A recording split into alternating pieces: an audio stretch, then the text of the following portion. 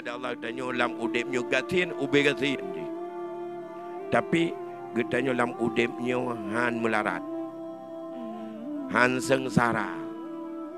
Han menderita.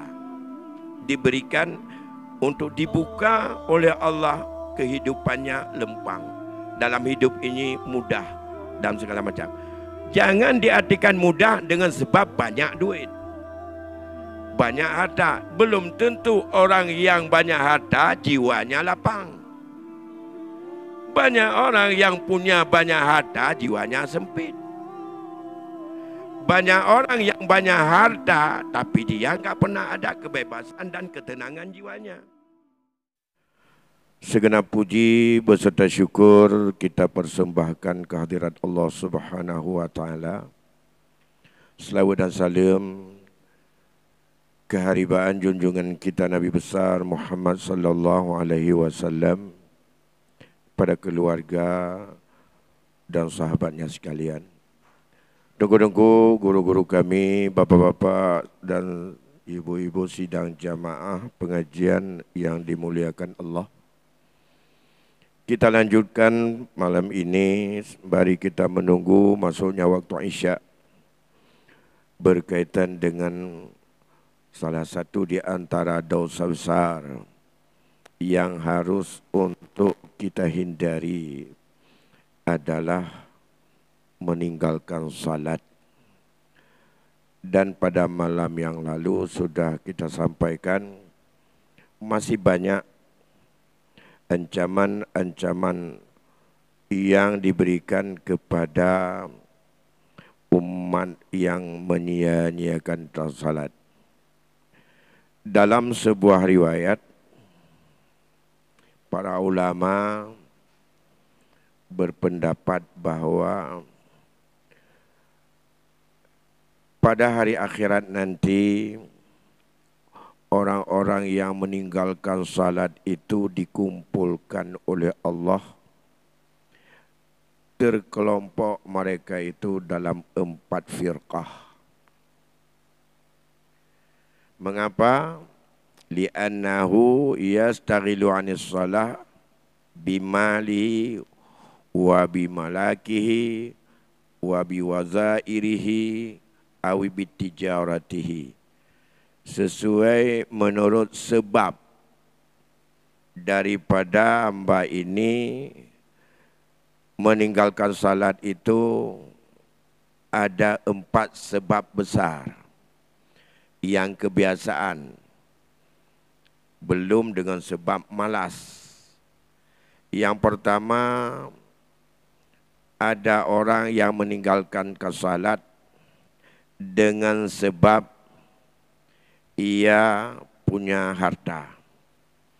Karena mengejar harta, karena ingin menyelesaikan dan untuk mendapatkan daripada penghasilan, kadang-kadang dengan sebab itu menjadikan salat itu terlambat, bahkan sampai dengan lewat waktu. Dalam mengejar harta ini, sebab harta itu bisa saja dengan sebab kita banyak urusan memikirkan dan untuk mengumpulkan harta, bisa karena mengejar target kerja. Misalnya, bak fikir baca tu, tak perlu sesuatu yang halus sehingga kadang-kadang mekarat maghrib. Dia tak berlaku watanya truk tu rumah, kadang-kadang maghrib kabih wate dan kaitamong wate isya. Sebab ni karena bak dia ulang, bak dia alih kebu, bak tak jaga mana dan segala macam. Bagi orang petani, demamnya bagi orang getanya, orang yang minta peng dengan sebab lobby proyek, mantong yang ingin dan baca gambar kamu karat mugrib. Menyadi getanya orang mekat, makin karat mugrib, makin gal lagut. Menyadi getanya orang mekat angkut, menancit. Asalkan kena ibang mugrib, nyancik karame orang lakai apa. Mandum peroleh. Yang bunuh anak tupak orang.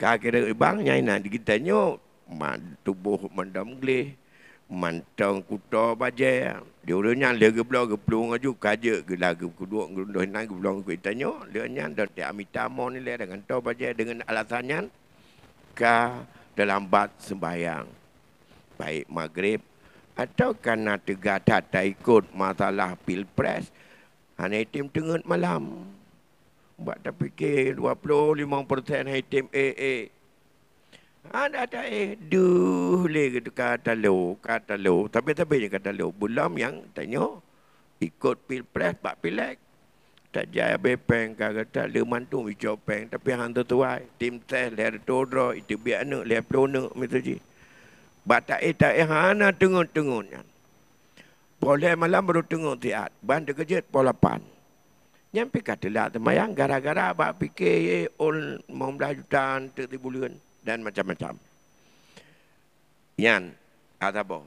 Sebab yang kedua, orang lalai tak bisa salat tepat waktu karena kekuasaan.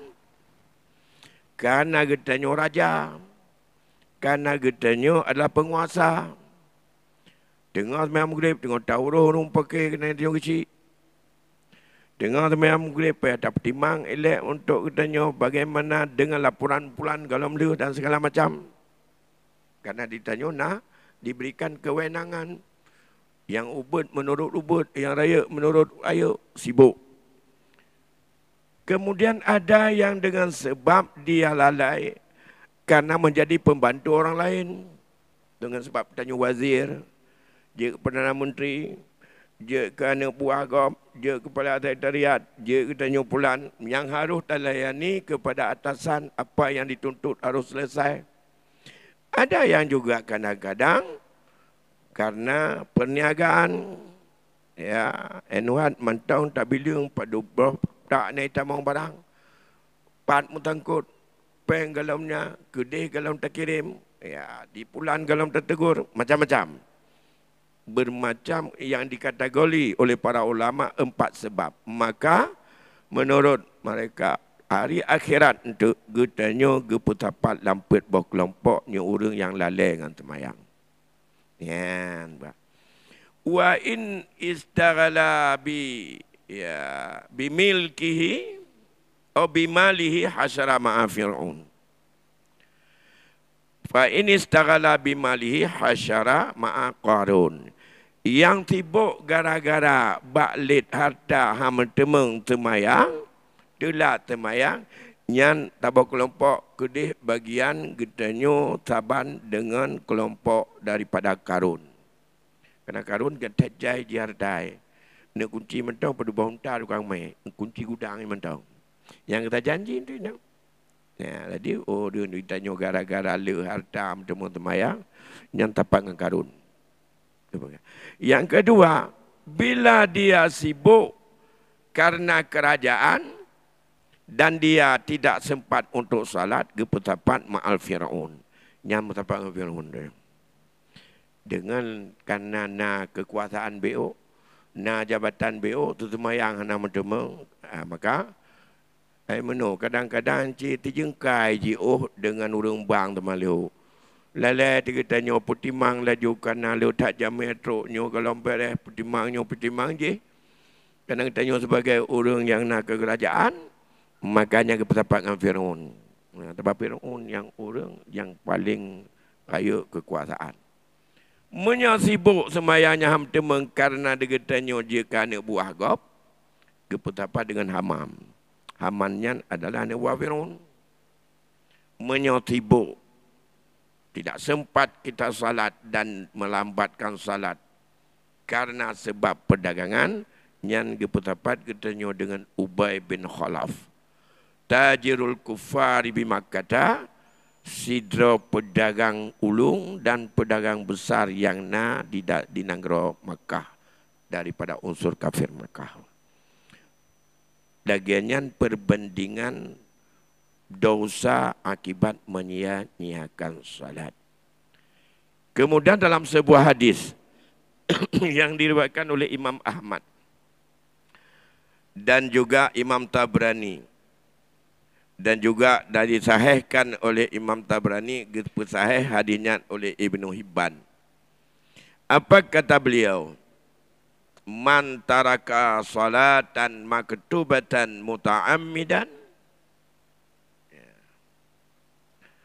faqad bara'at minhu zimmat Allah azza wa jalla. Si barang kasau yang ia meninggalkan salat yang difardukan sengaja, lepaslah orang itu daripada zimmah Allah azza wa jalla. Hana dalam urung getanggung di Allah sebagai hamba yang beribadah kepadanya. Masih banyak berkaitan dengan ancaman-ancaman yang diingatkan oleh Rasulullah untuk tidak kita menyanyikan salat. Maka disebutlah salat adalah kategori ketiga daripada dosa besar. Setelah kita lihat hari itu, yang pertama adalah dosa besar itu kufur. Yang kedua, dosa besar itu adalah zina atau qatlun nafsi, membunuh. Yang kedua, menyia-nyiakan salat. Sehingga dalam konteks ini perlu kita lihat bagaimana pandangan ulama berkaitan dengan orang yang meninggalkan salat. Apakah dia itu masuk dalam kategori jinayat sehingga dia disebut dalam fiqh Imam Syafi'i dan juga dalam pandangan ulama lain sebagai orang yang muhdir. Orang muhdir adalah orang yang tidak terpelihara darahnya. Banyak sekali kejadian-kejadian, termasuk salah satu indikasi dalam konteks salat.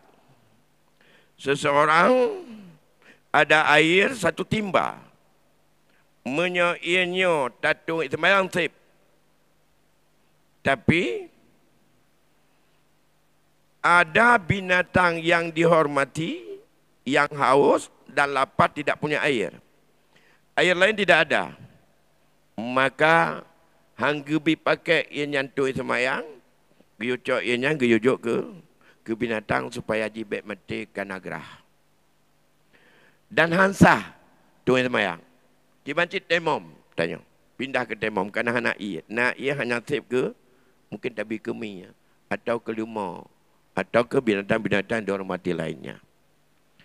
Tapi sebaliknya kita ada air satu timba. Nak ia. Tapi orang yang muhdir adalah orang yang darahnya tak terpelihara. Di antaranya ada orang yang tidak mau salat. Dan dia tidak salat. Cukup haus sudah dia. Maka dikatanya wajib pakai ia nyantui sembahyang hanjuk bi keji. Ya. Punya tajuk keji. Alah sayang hai baik mati du ego tak belak gerah. Jo ia nyan keji bedah tak temom hansah temom dan hansah semayang. Kibancit wajib pakai ia untuk tu semayang dan gak nyan bah biar gerah karena dia itulah karena mengapa dia muhdir. Nah, termasuk dalam kasus andai kata kita pergi ke laut kemudian datang angin besar dan terjadi badai sehingga yang ada di dalam kapal itu kalau tidak dikurangi daripada beban dan apa yang ada dalam kapal itu bahayanya akan menimpa untuk laut itu ataupun kapal kita akan heleng dan akan tenggelam. Maka yang pun geyuboh tu, geyu pindah laut benda yang tidak bernyawa. Olehnya orang yang muhdir menyemena barang na orang yang muhdir. Siapa orang muhdir? Muhdir itu orang yang tak terpelihara darah, tak ismah daripada jiwanya. Yang pertama orang yang melakukan zina muhsin, yang akibat hukumnya dia itu adalah andai kata diberlakukan hukum jinayat adalah rajam. Yang kedua orang murtad, yang sudah diminta taubat tak mau. Yang ketiga, orang yang setelah membunuh orang lain tapi belum ditegakkan hukum qisas bagi yang wajib qisas kepadanya.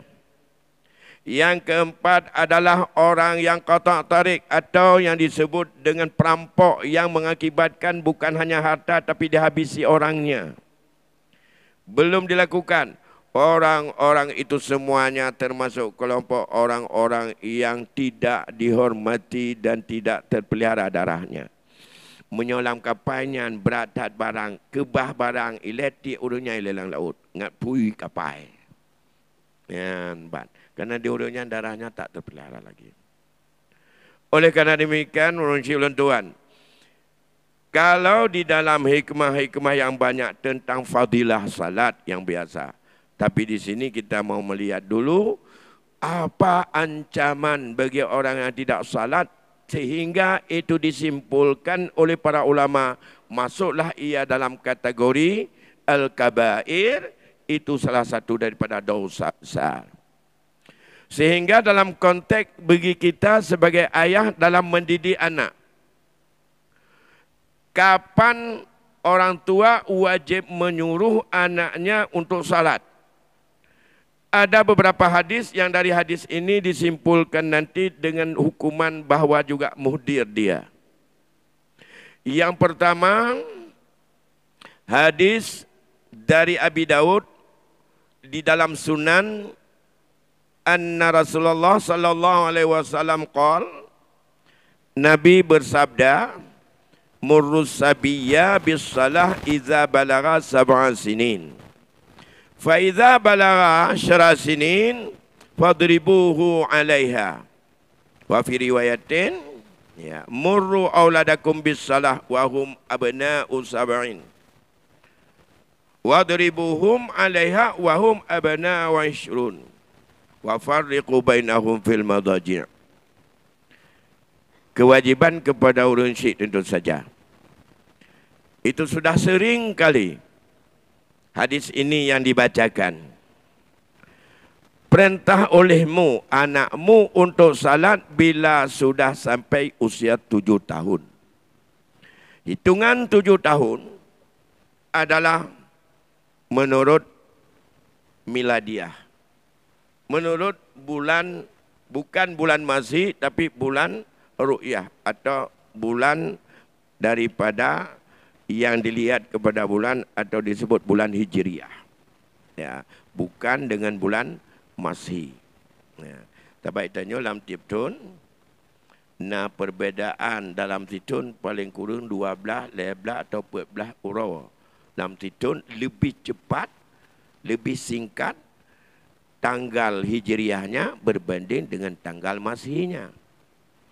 Maka andai kata berkaitan dengan apa saja melihat dan berlaku dengan kadar bulan, sebenarnya dalam Islam yang diingat itu adalah bulannya bulan Hijriah, bukan bulan Masih. Misalnya dalam masalah zakat, kita sudah wajib zakat apabila sudah sampai haul. Artinya genap 1 tahun kita berdagang. Atau kita sudah 1 tahun menyimpan emas. Atau sudah genap 1 tahun kita beternak. Ya, apakah ternak kambing atau lembu atau unta, iaitu binatang-binatang yang wajib zakat. Nyan wajib zakat dengan haul. Haul dihitung kapan? Bukan haul Masih, tapi haul dengan Hijriah. Maka kita yang paling mudah mengingat. Sebab dia tanya tahun Hijriahnya nak mesti ingat. Maka biasa orang tanya lawenyo, ingat mudah, ingat baik lewat hitungan dagang untuk peterbit zakat, maka gecoklah hulji bak bulan Ramadan misalnya. Dah mulai dagang bulan Ramadan, maka bulan Ramadan itu yang kata hitung paduk nak sehingga baru tanya untuk peterbit zakat. Tapi menyengan tanggai Mazhi mungkin kalam teruk. Ya, tahun kali kot itanya mulai puasa akhir bulan Lam.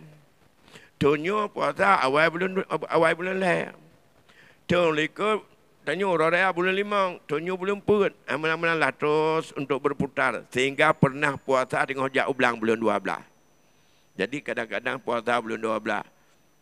Yang hana pernah tanya puasa bulan Maulud. Kerana sama-sama Hijriah. Nah mungkin mutapat bulan puasa dengan bulan Maulud. Kiban akan nuri Maulud punya bulan puasa. Dan itu tidak pernah ketemu. Karena mengapa sama-sama itu hitungan dalam bulan Hijriah. Nah, berkaitan dengan anak 7 tahun hitungannya adalah berdasarkan tahun Hijriah. Kalau tahun Hijriah, tapkoh rata-rata tiap tahun adalah lebih cepat, misalnya 12 hari. Kalau 12 hari ataupun 15 hari, lebih bagus.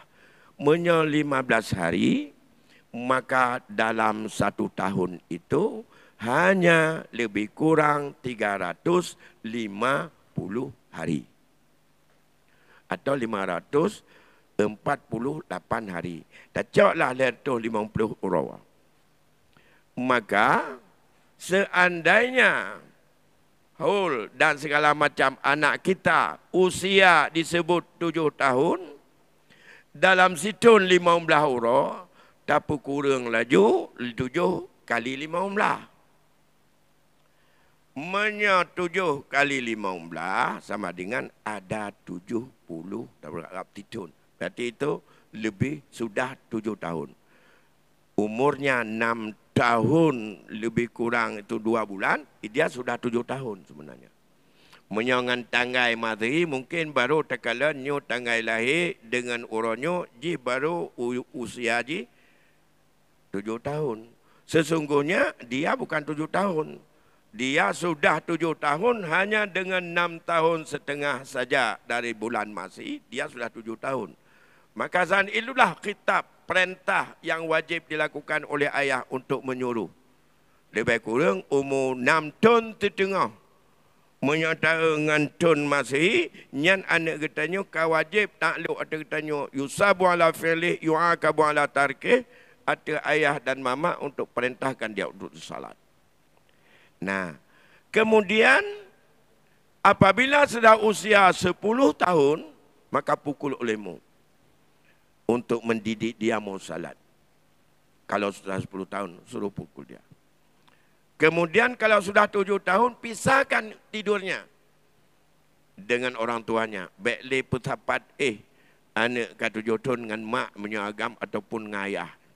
Tanya ya dengan mak atau bukan dia pun kamar lain. Yang anak kami AG atau tanya dia punakan bak ruang tamu baik AG naik dalam kamar. Ya, anjir harus pisah tidur. Ya. Jadi itu hitungannya dia baru 6 tahun tidak. Kalau 10 tahun disuruh pukul. 10 tahun berarti kurangi. Berarti kurangi setiap tahun itu 15 hari. Maka 10 tahun itu 150 hari. 150 hari dalam setiap tahun itu sudah 3 kali 5. 5 bulan. 5 bulan dari usia 10 dari tanggal yang terpakai dalam akte kelahiran. Yang kurang aju 5 bulan ulikut. Ti kurang bulan, ti kurang tahun, ti tengah, dia sudah 10 tahun. Dan itu perintah adalah untuk tanya memukulnya.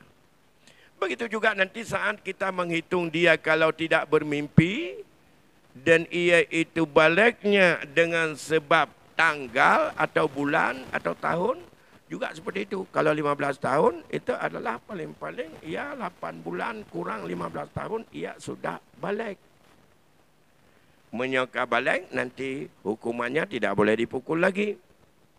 Maka dalam konteks ini berkata oleh Imam Abu Sulaiman Al-Khutabi rahimallahu taala, hadzal hadis yadullu ala agladil uqubati lahu idza balagha tarikan salat.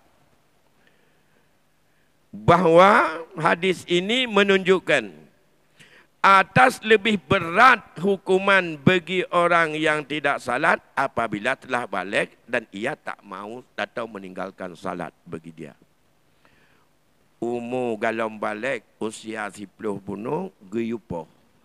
Tidak ada didikan yang begitu berat. Dan didikan untuk memukul itu adalah didikan yang paling berat dalam Islam. Ya. Tapi apabila kalau demikian sudah sampai balik dari usia 10, ia belum dididik, apa hukumannya? Yang lebih berat dari pukul hanya itulah bunuh. Maka itulah dikatakan ala aghladil uqubah lahu idza balagha tarikan salat. Apa hukuman yang lebih berat kalau dia tinggal salat bila sudah balik? Sebelum balik sudah perintah untuk dipukul. Bila sudah balik perintahnya apa? Maka dalam hal inilah wa kana ba'du ashabi Syafi'i rahimallahu taala yahtaju bihi fi wujubi qatlihi idza tarakaha muta'ammidan ba'dal bulugh. Dalam mazhab Syafi'i berijtihad dan mereka itu mengambil istimbat hukum wajib untuk dibunuh kepada anak yang apabila sudah balik ia meninggalkan salat sengaja. Karena nalih hukuman munyo dah tiapah ka balik kon boleh. Ya, tapi mia tingkat orang ya Madinah riupah tertu go mentang. Tapi munyo kali mengkawin mentang je Madinah nya baru guyo rajam sampai meninggal. Beri keras. Mengapa hukum keras itu? Karena dia mendidik bagi orang agar mereka tak berani mempermainkan hukum. Dalam Islam hukum itu mendidik orang jangan mempermainkan hukum. Kalau hukum itu enggak tegas dan berat, orang akan mempermainkan hukum. Makanya dalam Islam itu keras. Bukan dalam artian ia itu melanggar HAM. Tapi orang itu akan lebih mau melanggar HAM. Tabak orang anak temayang, anak tekut tepu. Dumpui pelaku. Ya anak-anak kita. Kalau enggak cobalah.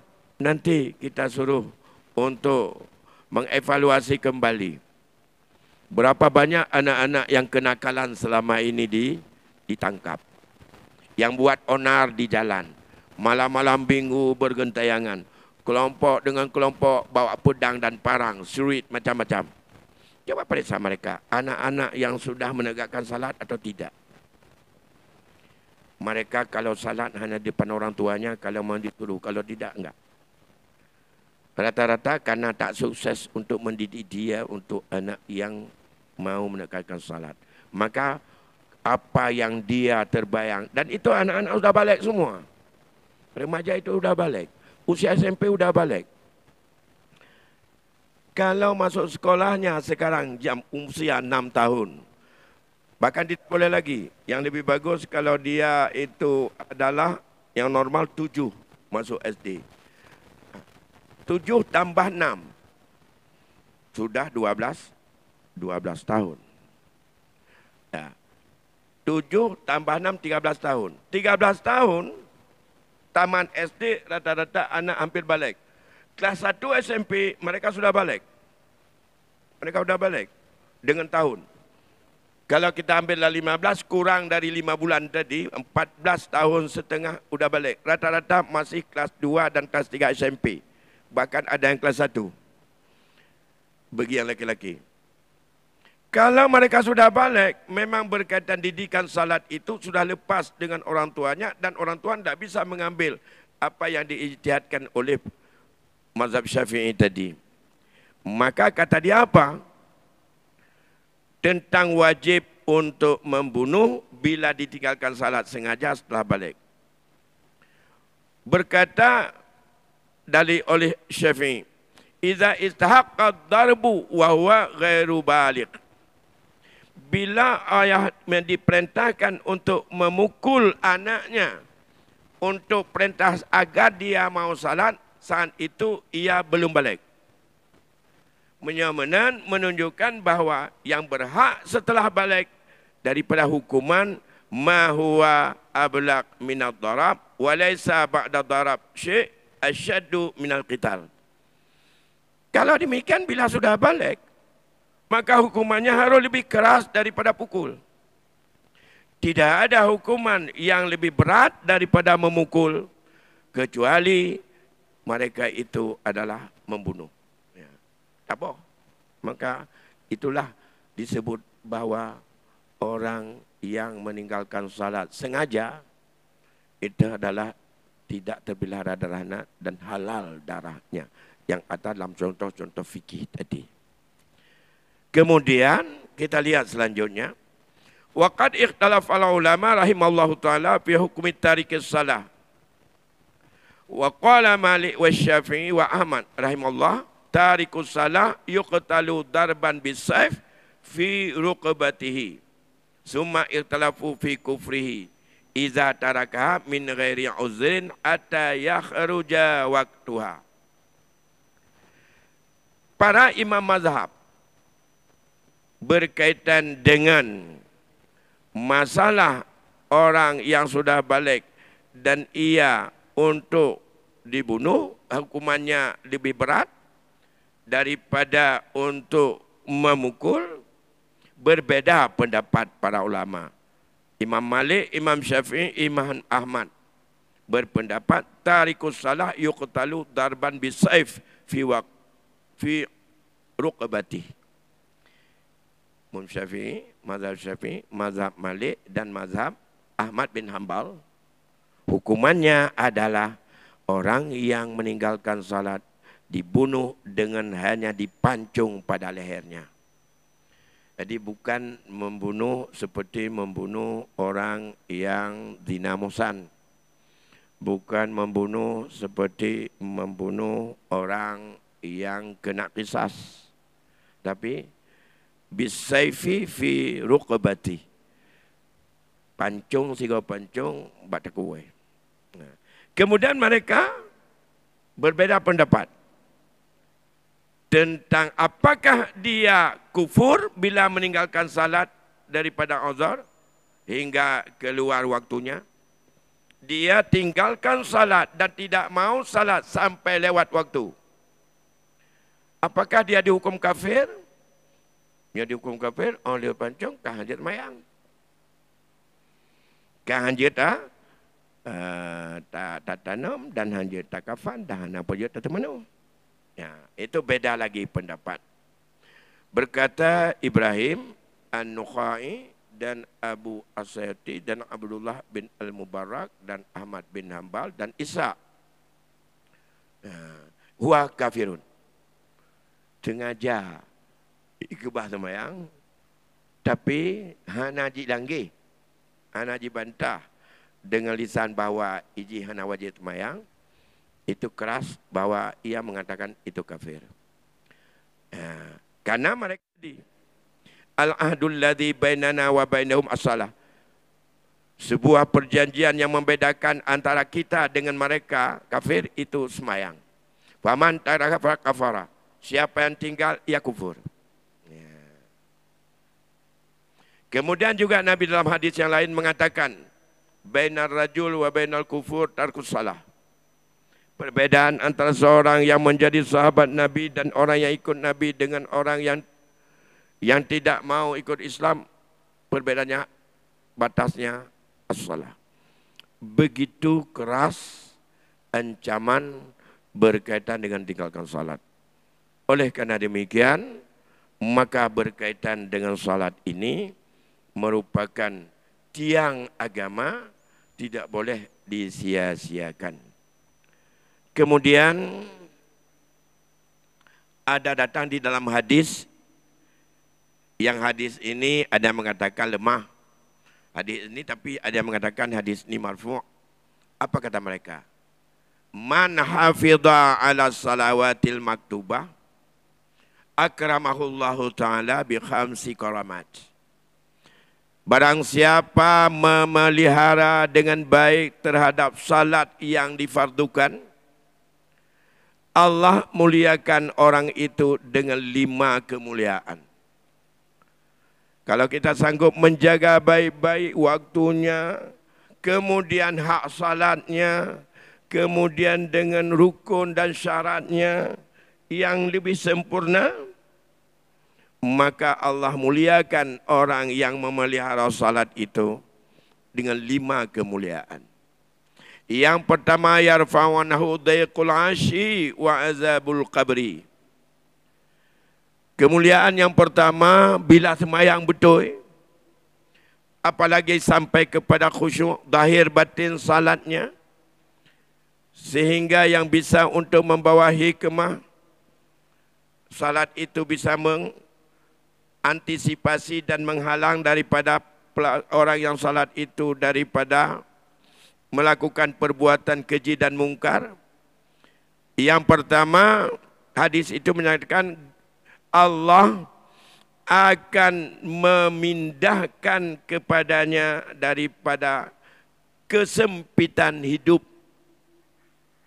dan bebas dari azab kubur. Ini yang pertama. Gepemulia ada Allah tanya lam udipnya gatin ube gatin je. Tapi getanya lam udipnya han melarat. Han sengsara. Han menderita. Diberikan untuk dibuka oleh Allah kehidupannya lempang. Dalam hidup ini mudah dan segala macam. Jangan diartikan mudah dengan sebab banyak duit. Banyak harta. Belum tentu orang yang banyak harta jiwanya lapang. Banyak orang yang punya banyak harta jiwanya sempit. Banyak orang yang banyak harta, tapi dia enggak pernah ada kebebasan dan ketenangan jiwanya. Bahwa dikungkung oleh macam-macam ketakutan. Bermacam-macam ujian dan segala macam. Apabila tidak sanggup dia menghadapinya dengan penuh ketenangan dan kesabaran, harta itu adalah menjadi malapetaka untuk menggiring kehidupannya kepada kerugian besar. Maka dikatakan yang pertama, Allah lepaskan dia, Allah cabut dalam hatinya daripada rasa sempit kehidupan ini. Rasa picik kehidupan ini, rasa terjepit dalam kehidupan. Yang kedua, Allah bebaskan dia, ringankan dia daripada azab kubur.